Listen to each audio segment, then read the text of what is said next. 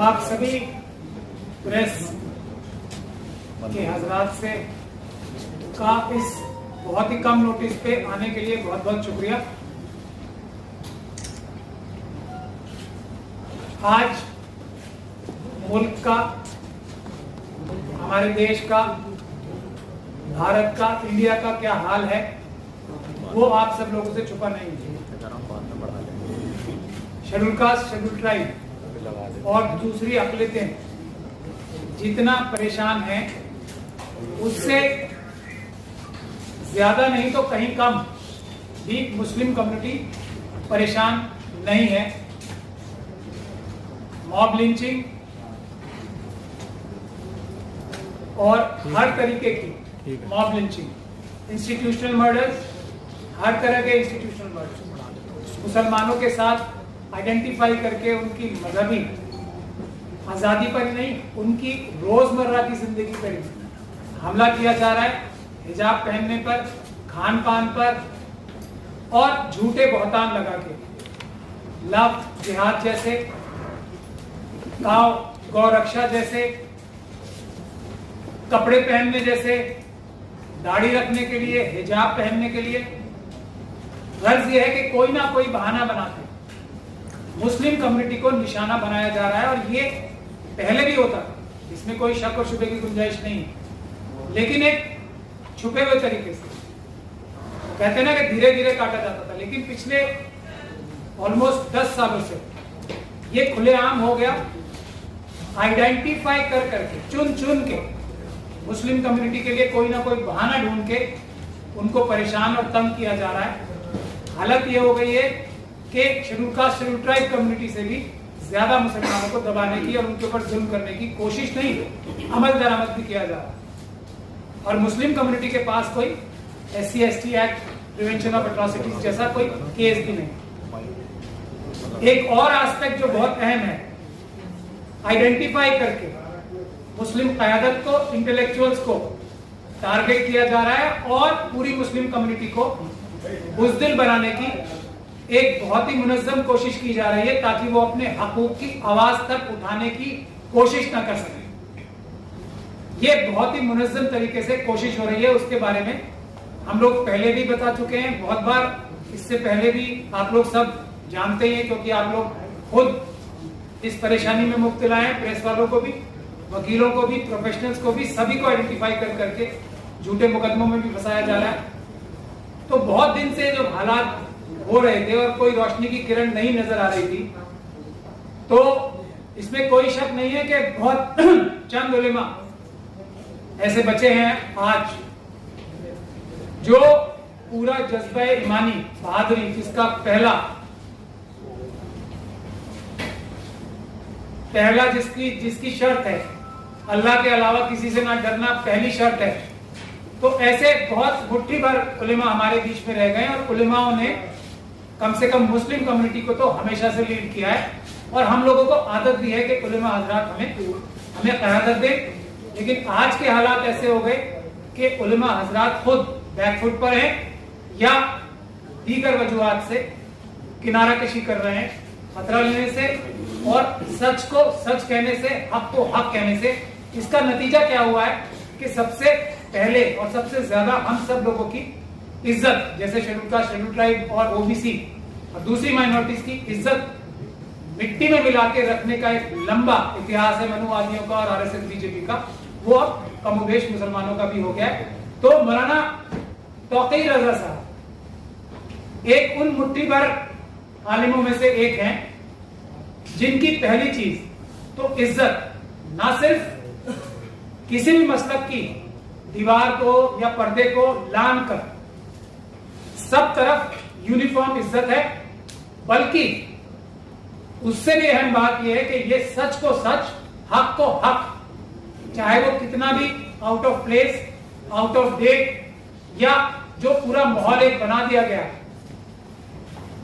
कि मुसलमान अपनी आवाज तक ना उठा सकें, आवाज उठाने की सोच भी ना सकें, तो ऐसे हालात में मौलाना तौक़ी रज़ा एक ऐसी रोशनी की किरण है जो हक को हक कहने के लिए बिल्कुल भी लफ्जों को चबा के बात नहीं करते, सीधे सीधे बोलते हैं और ब्लैक एंड व्हाइट में बोलते हैं, कोई ग्रे एरिया नहीं रखते। ऐसे ही लोगों की आज जरूरत है। तो मौलाना ने मुझे ये सब बातों पे बात भी की और ये तजवीज की कि हमें सिर्फ मुसलमानों को अपनी मुसलमानों की लड़ाई नहीं लड़नी है, बल्कि जो जज्बा ईमानी है हर एक मजलूम की आवाज उठानी है। लेकिन क्योंकि इस मुल्क की राजनीति का फलक्रम, केंद्र बिंदु directly, indirectly, positively, negatively Muslim community की ही कंधों पे या उनको शिकार बना के या उनके जरिए सारी राजनीति और सारे गंदे घिनौने काम हो रहे हैं। तो इसमें मौलाना ने ये मुझसे कहा और मैंने इनसे 100% एग्री किया कि इसमें सभी मजलूमों की हिफाजत करने के लिए जो हमारा दीनी और मजहबी फर्ज भी है और आईनी फर्ज भी है कि हम सभी मजलूमों की आवाज मुस्लिम कम्युनिटी उठाए। अपनी तो लड़ाई लड़ेगी, अगर हम सब मजलूमों की लड़ाई लड़ेंगे तो मुस्लिम कम्युनिटी की भी लड़ाई ऑटोमेटिक हासिल हो जाएगी। तो इसीलिए हमारे लिए सबसे अहम चीज क्या है? इज्जत और इंसाफ।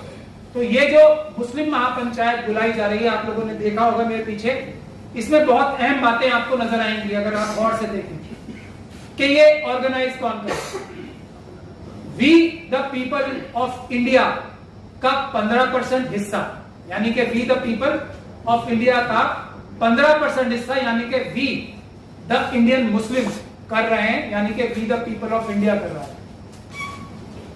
एक बात यह है, हम भारत के मुसलमान 15%, अगर सेंसस के हिसाब से भी चला जाए जो ऑफिशियल रिकॉर्ड है, 15% हम भारत के लोग, हम भारत के मुसलमान हैं।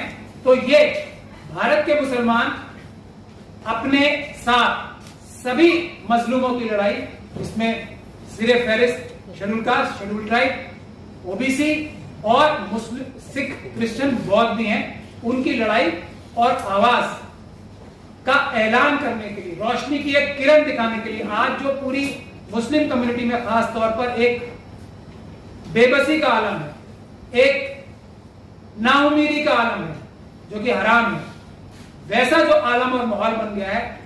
पब्लिक, मेरा बार बार ये कहना है कि हमारे कायद भले ही लफ्जों को चबा रहे हो, जो हमारी आवाम है, खास तौर पे हमारी ख्वातीन जो है, उन्होंने सीए एनआरसी का प्रोटेस्ट करके पूरी दुनिया को मिसाल दिखाई है कि मुस्लिम कम्युनिटी वो कम्युनिटी है जो अपनी ही नहीं बाकी सबकी भी लड़ाई संवैधानिक तरीके से, बहुत जरूरी और अहम बात है, संवैधानिक और कानूनी तरीके से और शांतिपूर्ण ढंग से लड़के जीत सकती है।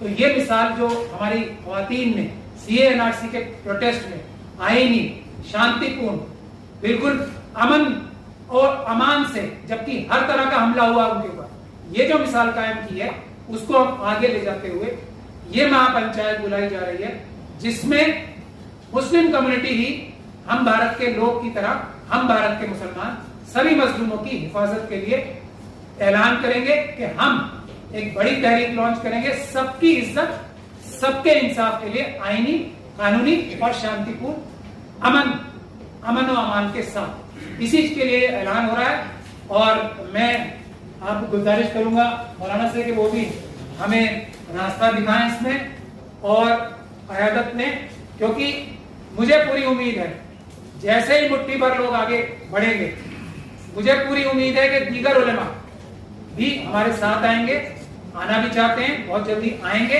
पूरी आवाम भी आएगी और हर तरह की मुस्लिम प्रोफेशनल लीडरशिप, सोशल लीडरशिप और पॉलिटिकल लीडरशिप भी इस तहरीक के साथ जुड़ेगी, क्योंकि ये हर जगह इंसाफ और बराबरी, जो आर्टिकल 14 है ना, पॉलिटिकल पार्टी के अंदर भी मुसलमानों की बराबरी, मुल्क के हर शोबे में, हर वसाइल में मुसलमानों के 15% की हिस्सेदारी प्रैक्टिकल तरीके से लड़के हासिल करे जाने का तरीका सोचने के लिए और उस पर अमल दरामद करने के लिए ही ये जद्दोजहद शुरू हो रही है। मैं मौलाना से गुजारिश करूंगा कि वो हमारा मार्गदर्शन और रहनुमाई करें।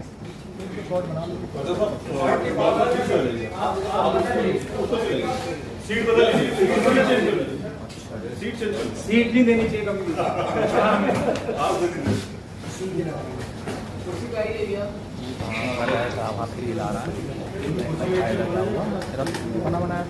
ये सब लगाने पड़ेंगे।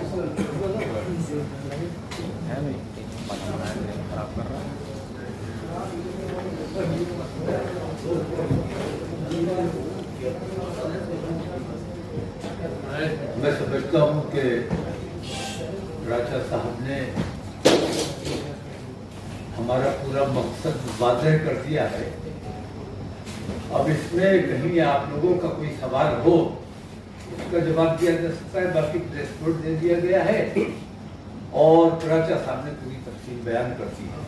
सर, अगर आप सवाल की अगर बात करते हैं तो पहला सवाल तो यही बनता है कि आपने जब कहा कि हम लेकर चलना चाहते हैं वी द इंडियन मुस्लिम्स, जमीयतों को, जमातों को, उनको साथ रखना है या नहीं रखना, इस पर भी स्पष्ट नहीं है।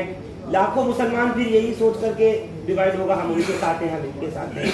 उसका क्लैरिफिकेशन क्या देंगे, उनको साथ कैसे लेंगे? इसमें कहीं किसी किस्म के शक व शुबे की गुंजाइश नहीं है। हम किसी फिरके खास के लिए काम नहीं कर रहे, बल्कि पूरी मिल्लत इस्लामिया के लिए, और उससे भी बढ़ के हम अपने देश के लिए, देश की एकता और अखंडता के लिए, देश में अमन व अमान कायम रखने के लिए, देश में नफरतों का जो बाजार गर्म है इसको शांत करने के लिए, तो इसको फिरकों में तकसीम करना या बिरादरियों में तकसीम करना, हमारे इस प्रोग्राम में बिरादरियों से ऊपर उठकर, पार्टियों से ऊपर उठकर और तमाम मसलकों, तमाम बंटवारों से ऊपर उठकर तमाम लोगों को शरीक होना है। और खास तौर से मैं अपने खास तौर से मुस्लिम भाइयों से ये कहना चाहूंगा कि इस प्रोग्राम में अपनी शनाख्त के साथ, क्योंकि आज मुल्क में हमारी शनाख्त खतरे में है, हमारी शनाख्त को मिटाने की कोशिश की जा रही है, तो इस प्रोग्राम में अपनी शनाख्त के साथ शरीक होना है और ये साबित करना है कि मुसलमान अपने देश से प्यार करता है, देश में अमन व अमान चाहता है, मुसलमान सब्र करने वाला है और मुसलमान ने अपने बच्चों का कत्ल, उनकी लिंचिंग, उनकी बेइज्जतियां, हमारे बेटियों को जो मुर्तद बनाया गया, काफिर बनाया गया, उनके साथ ज्यादतियां की गई, ये तमाम तकलीफें हम बर्दाश्त करते रहे, हमने कभी कोई रिएक्शन नहीं दिया है। हमें ये बताना है और उस दिन इंशाअल्लाह 29 तारीख को बरोज़ इतवार हमारे तमाम लोग पूरे शांति के साथ, अमन व अमान के साथ इस प्रोग्राम में शरीक होंगे और उसी तरह शांति के साथ वापस जाएंगे। किसी किस्म की कहीं कोई उनके साथ या उनकी तरफ से मुझे यकीन है कि कोई छेड़छाड़ नहीं की जाएगी। हज़रत, एक सवाल है, इसमें लिखा है आपने, आखिर भारत का मुसलमान कितना सब्र करे और कब तक सब्र करे, इसका क्या मतलब है? नहीं, वो सीमा पूछनी है हमें सरकार से, तमाम पार्टियों से, कि वो तमाम सेकुलर जमातों से हमारी खास ये शिकायत है कि भारतीय जनता पार्टी से हमारी जाती कोई दुश्मनी नहीं है। हमारी जो कुछ भी उनसे नाराजगी है वो इस वजह से है कि हम सेकुलरिज्म में यकीन रखने वाले या सेकुलरिज्म का ढोंग करने वाले जो लोग हैं, हम उनका साथ देते हैं। भारतीय जनता पार्टी के 10 साल हमारे सामने मौजूद हैं और यूपीए के 10 साल हमारे सामने मौजूद है। इन दोनों में मुवाजना कीजिए कि किन 10 सालों में मुसलमानों का ज्यादा नुकसान हुआ और किन 10 सालों में मुल्क का ज्यादा नुकसान हुआ। ये अगर गौर करने, आम हिंदू अगर इस चीज पर गौर करेगा तो उसको ये अंदाजा हो जाएगा कि मुसलमान को नुकसान पहुंचाने के लिए बराह रास्त हमारे मुल्क को नुकसान पहुंचाने से ये लोग गुरेज नहीं कर रहे। वो तमाम लोग, मैं अपने हिंदू भाइयों से खास तौर से ये सवाल करता हूं कि वो लोग जो मुसलमानों के खिलाफ मुहिम चलाते हैं, मुसलमान का कत्ल करते हैं, जैसे चेतन कुमार,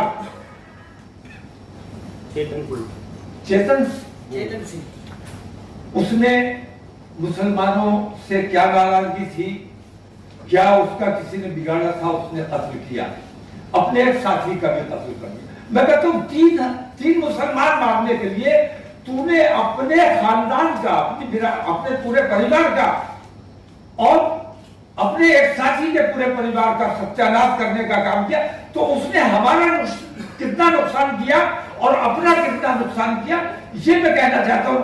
हमारी जो बेटियों को ले जाते हैं बहलाकर बहकाकर, और वो संगठन जिन्होंने ये ऐलान किया है कि मुसलमानों की बेटियों को लेकर आओ, तुम्हें 2 लाख रुपए इनाम दिया जाएगा, तुम्हें नौकरी दी जाएगी, तुम्हें मकान दिया जाएगा, मैं भी पूछता हूं कि अगर मुसलमान की लड़कियां वो लोग लेकर जाएंगे तो हिंदुओं की लड़कियां कहां जाएंगी, कौन लेकर जाएगा? तो वो अपने समाज का ज्यादा नुकसान कर रहे हैं, मेरे समाज का कम नुकसान कर रहे हैं। मैं तो ये चाहता हूं कि जो ईमान के कमजोर लोग हैं मुसलमान, जो जिनका ईमान कमजोर है, जो पैसे के लिए अपना ईमान दे सकते हैं या शादी के लिए या किसी भी वजह से अपना ईमान दे सकते हैं, मैं तो चाहता हूं कि वो मुझे छोड़कर चले जाए, क्योंकि मुसलमान ईमान वालों का और जो पूरी शिद्दत के साथ अपने मजहब पर कायम रहने वाले हैं, हमें उन लोगों की जरूरत है। कौड़ियों में अपना ईमान बेचने वाले तो जो खरीद रहे हैं, असल में वो हमारे हिंदू समाज का कितना नुकसान कर रहे हैं, ये हिंदू समाज के सोचने की बात है। माननीय प्रधानमंत्री नरेंद्र मोदी, हमारे देश के प्रधानमंत्री,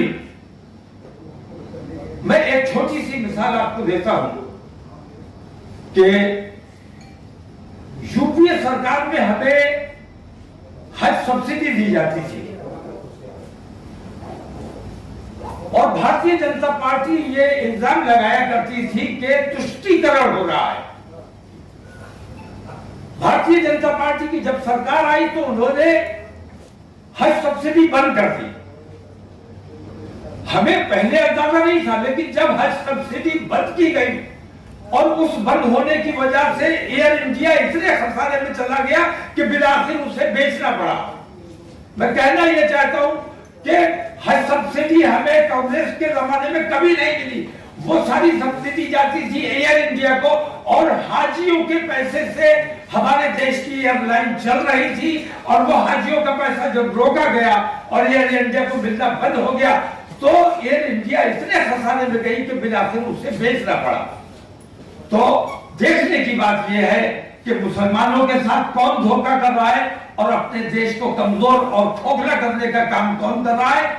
हमारे देश का बांग्लादेश हमारे देश का पोता है, बेटे का बेटा, उसकी भी अपनी एयरलाइन है, लेकिन हमारे भारतवर्ष जो दुनिया की बड़ी शक्तियों में शामिल होने जा रहा है, भारतवर्ष की आज अपनी कोई एयरलाइन नहीं है।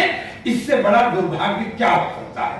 तो इन तमाम चीजों पर हम तमाम मुसलमान जमा होकर अपने हिंदू भाइयों से ये पूछना चाहते हैं कि आखिर हमसे खता क्या हुई है, हमने देश का कब नुकसान किया है, हम देश के कब काम में नहीं आए हैं, हमने देश के लिए कब जान देने से अपने आप को बचाया है, परहेज किया है, आखिर हमसे नफरत की वजह क्या है? अगर नफरत की वजह सिर्फ वोट है तो गौर करने की बात यह है हिंदू समाज के लिए कि नरेंद्र मोदी ने जितना देश का नुकसान किया है उतना हमारे देश का नुकसान न अंग्रेजों ने किया न किसी और ताकत ने किया, और जितना मुसलमानों का नुकसान कांग्रेस ने किया है, भारतीय जनता पार्टी 10 साल और सरकार चलाए तब भी इतना मुसलमानों का नुकसान नहीं कर सकती। मैं कहना ये चाहता हूं कि हिंदू समाज को बहकाया जा रहा है, उनका फायदा हासिल करने के लिए, ध्रुवीकरण करने के लिए, ये दिखाने के लिए कि मैं कहता हूं मेरा एक भी नुकसान बताइए कि भारतीय जनता पार्टी के दौरे हुकूमत में मेरा क्या नुकसान हुआ है, और 1000 मैं वो नुकसान बताऊंगा जो नरेंद्र मोदी ने हमारे देश का किया है। हिंदू समाज को यह सोचना है कि वो देश से प्रेम करते हैं या नरेंद्र मोदी जैसे देश के गद्दारों से प्यार करते हैं। मैं नरेंद्र मोदी को देश का गद्दार इस मायने में कह रहा हूं कि उन्होंने देश को खोखला करने का काम किया है, देश को बेचने का काम किया है, देश को नुकसान पहुंचाने का काम किया है। हिंदू समाज तक मैं अपनी ये बात पहुंचाना चाहता हूं कि हम देश के साथ थे, देश के साथ हैं और इंशाअल्लाह देश के साथ रहेंगे। देश को नुकसान पहुंचाने का जो काम करता है हम उसका साथ किसी कीमत पर नहीं देंगे, किसी हालत में नहीं देंगे। मेरा सवाल आपसे है, ये क्या इलेक्शन से पहले वन बाई वन करने को ज्यादा ये आपका वार्निंग है इलेक्शन से पहले?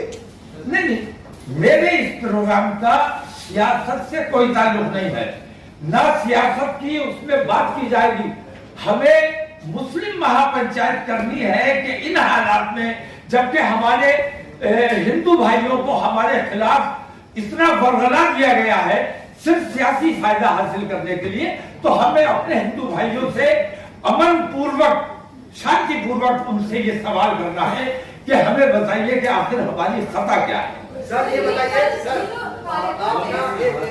ये बताइए सर, हाँ ये आप तो कह रहे हैं कि हिंदू भाइयों को भड़का दिया गया है, उनको मतलब उत्तेजित कर दिया गया है। इस उत्तेजना के साथ आप बात कर रहे हैं, देश के प्राइम मिनिस्टर को बचा बता रहे हैं, वहाँ तो प्यार का मतलब किसी नफरत को तो नफरत से खत्म नहीं कर सकते ना, उससे तो उससे खत्म नहीं कर सकते।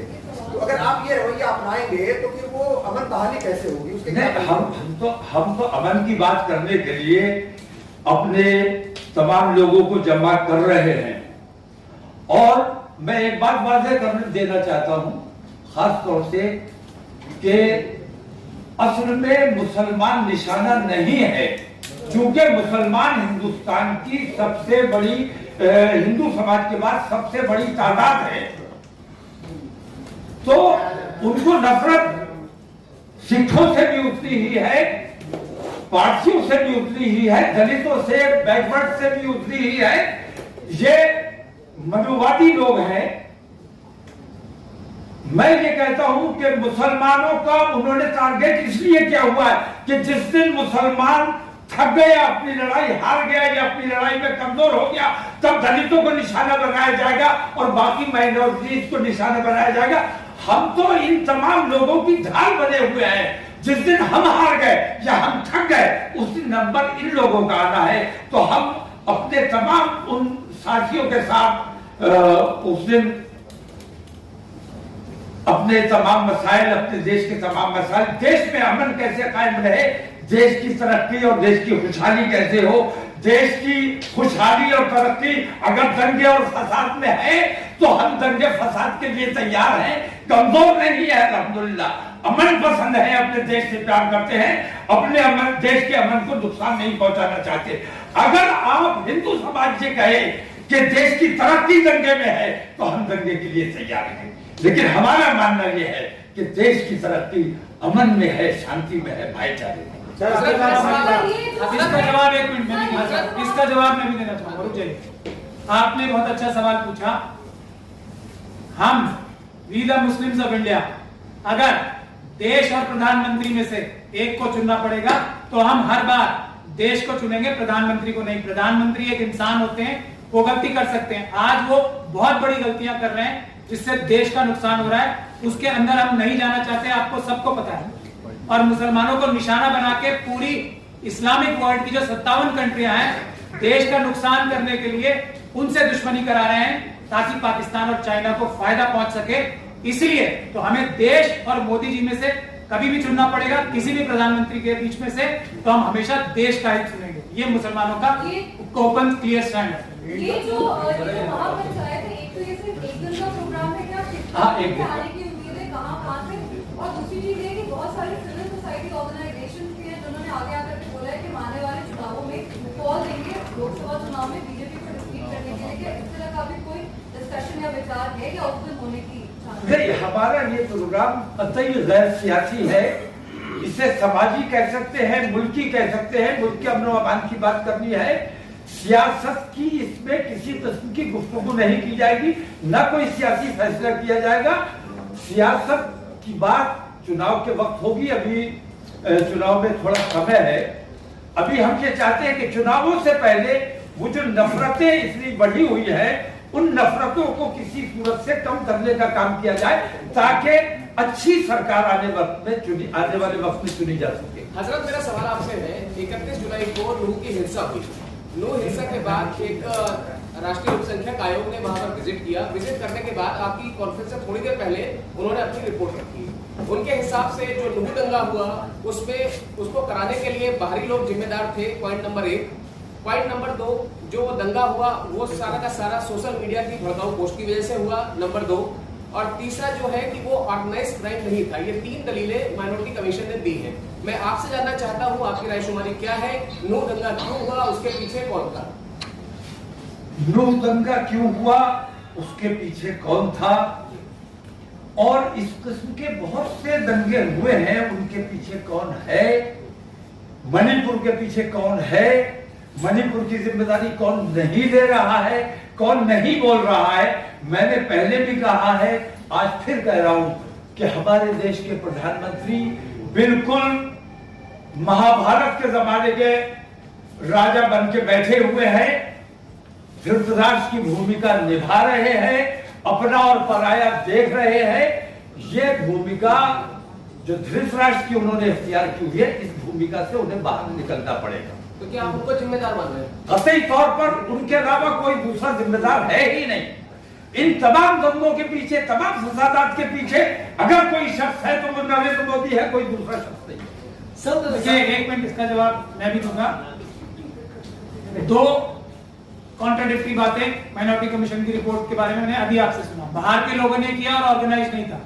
इसी में आपको पता लग रहा है ना कि ये माइनॉरिटी कमीशन भी सीबीआई की तरह केस्ड पैरेट है, इंसाफ की बात नहीं कर रही। बाहर के लोग थे तो वो ऑर्गेनाइज ही थे ना, और बाहर के लोग कौन गए थे? बजरंग दल के कार्यकर्ता। सर, एक सवाल है मेरा कि आप प्रधानमंत्री मणिपुर का जिक्र कर रहे थे। प्रधानमंत्री मणिपुर पर बहुत दिनों के बाद जिक्र करते हैं, लेकिन जब फलस्तीन इजराइल का मामला आता है तो 24 घंटे के अंदर बयान आ जाता है। आप क्या समझते हैं इसका लेकर फलस्तीन और इजराइल? सीधी बात है कि जालिम हमेशा जालिम के साथ खड़ा होगा, मजलूम के साथ कभी खड़ा नहीं होगा। और हर वो काम जिससे मुसलमानों की दिल आजारी हो सकती है, नरेंद्र मोदी अपना फर्ज जानते हैं वो काम करने के लिए। उन्हें एहसास था कि हम इजराइल के साथ अगर खड़े होंगे, इजराइल का आतंकवाद कभी उन्हें नजर नहीं आया, लेकिन मजलूम ने अगर कहीं रिएक्शन दे दिया, जवाब दे दिया, तो वो आतंकवादी हो गया। असल आतंकवादी अगर कोई है तो वो इजराइल है, और असल में जो मजलूम है वो फिलिस्तीनी अवाम, छोटे छोटे बच्चों को, औरतों को गड्ढे में डालकर टायर जलाकर उन जिंदा जलाने का काम किया गया है। ये आतंकवाद न नरेंद्र मोदी को नजर आया, न उनके तमाम ग्रुप को नजर आया। ये तमाम के तमाम जालिम है, और जालिम का साथ हमेशा जालिम देता है। सर, आपने कहा ये प्रोग्राम नॉन पॉलिटिकल है, लेकिन जो मुस्लिम पॉलिटिकल लोग हैं वो आपका प्लेटफॉर्म साझा करना चाहते हैं, मुस्लिम रहनुमा अगर हैं वो आपका प्लेटफॉर्म साझा करना चाहते हैं, उनके लिए ओपन इनविटेशन है या उनके लिए भी पाबंदी? नहीं, पाबंदी किसी के लिए नहीं है। मैंने कहा कि तमाम बिरादरियों से, तमाम मसलकों से और तमाम पार्टियों से ऊपर उठकर कलमे की बुनियाद पर, कलमे के शामियाने के नीचे जमा होना है। अगर अपने आप को अमन पसंद और सच्चा देश प्रेमी समझकर आना चाहे तो किसी भी पार्टी का हो, उसका स्वागत है। आप इनविटेशन, लेकिन हमारे मंच पर किसी किस्म की सियासी गुफ्तगू नहीं की जाएगी, किसी पार्टी की हिमायत या मुखालफत नहीं की जाएगी। अरे मौलाना के है कि जिस तरह आपने अभी कहा कि मजलूम है फिलिस्तीन के लोग, तो यही बात AIU यूनिवर्सिटी में कह दी गई और उन छात्रों पर मुकदमा दर्ज हो गया जो फिलिस्तीन के फेवर की बात कर रहे हैं। PM ने कहा है कि ये टेररिस्ट हमला था। AMU के बच्चों पर जो मुकदमा किया गया है, मैं समझता हूं जुल्म है, ज्यादती है। उन पर से मुकदमा वापस लिया जाना चाहिए, मैं मांग करता हूं, क्योंकि हमारा देश आजाद देश है और हमें बोलने की आजादी है, हमें अपनी बात रखने की आजादी है। मानना ना मानना तुम्हारा काम है, लेकिन हमारी जबान पर पाबंदी नहीं लगाई जा सकती।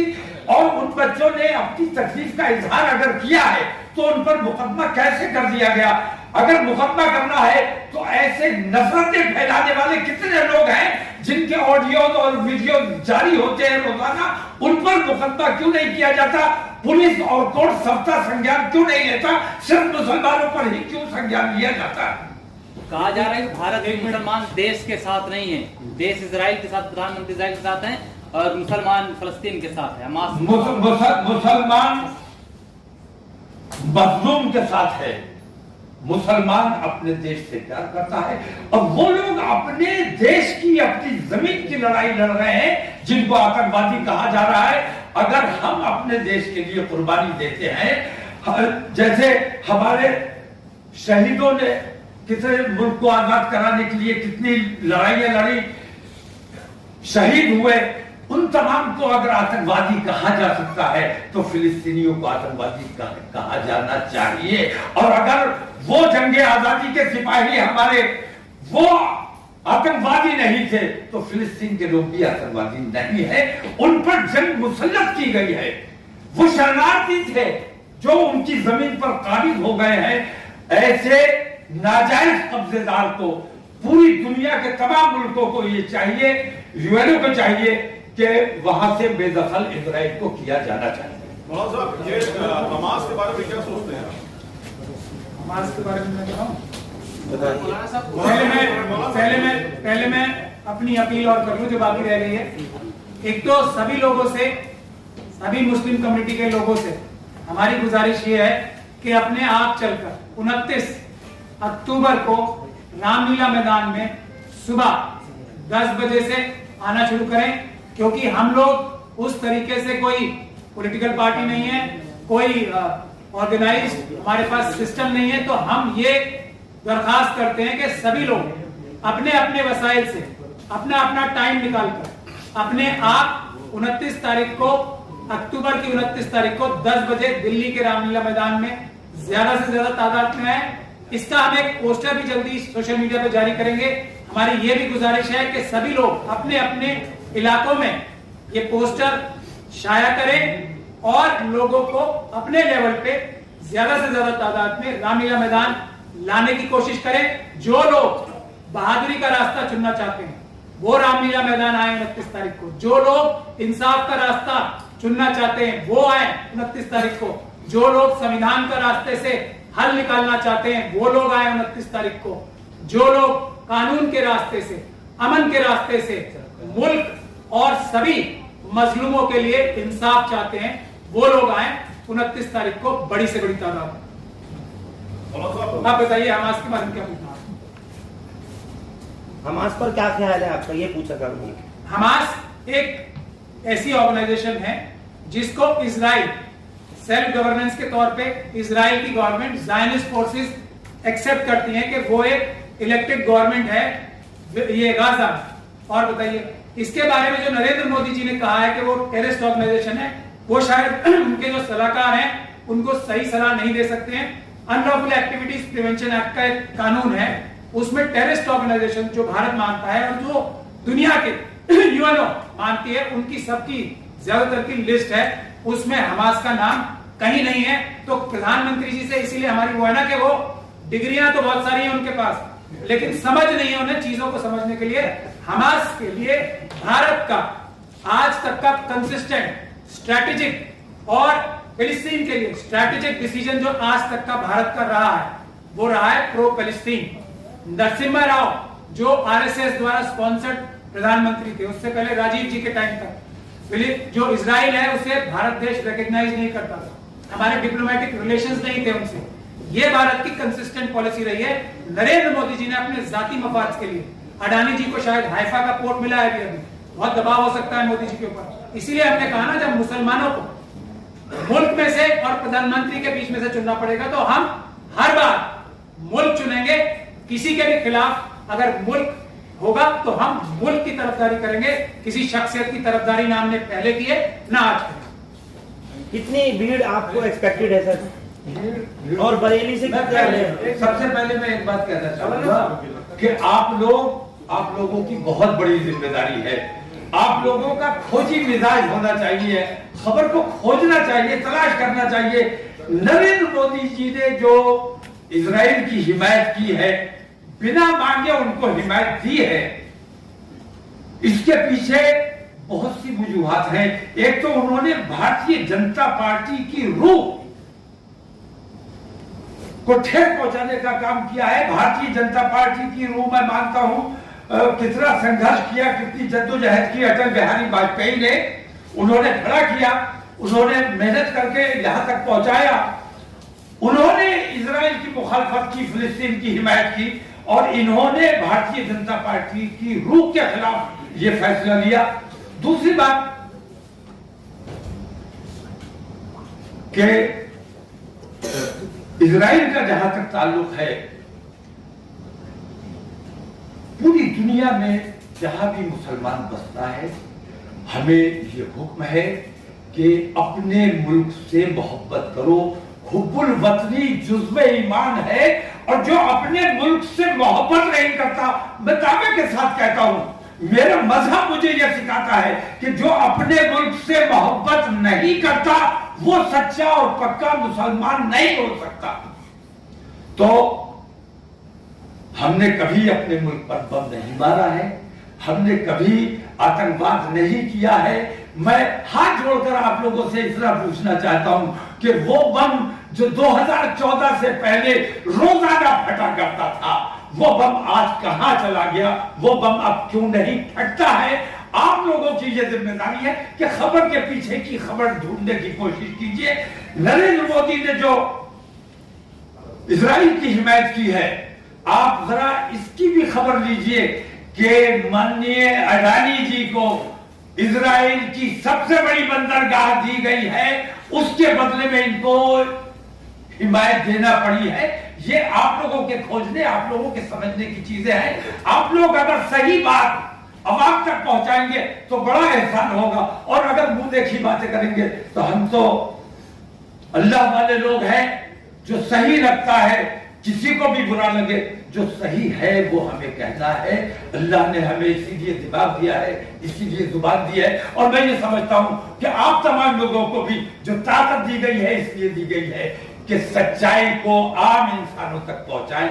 मेरा मुअद्दबाना आपसे ये अपील है कि आप लोग देश को जो सही बातें हैं वो पहुंचाने की कोशिश कीजिए। और मैं अपने हिंदू भाइयों से सवाल करता हूं कि मुझसे कहीं कोई शिकायत है, मेरे समाज से कहीं कोई शिकायत है, मैं तैयार हूं बात करने के लिए, लेकिन मुझसे नफरत किस वजह से है मुझे वो वजह बता दो, मैं वो वजह खत्म करने की कोशिश करना चाहता हूं।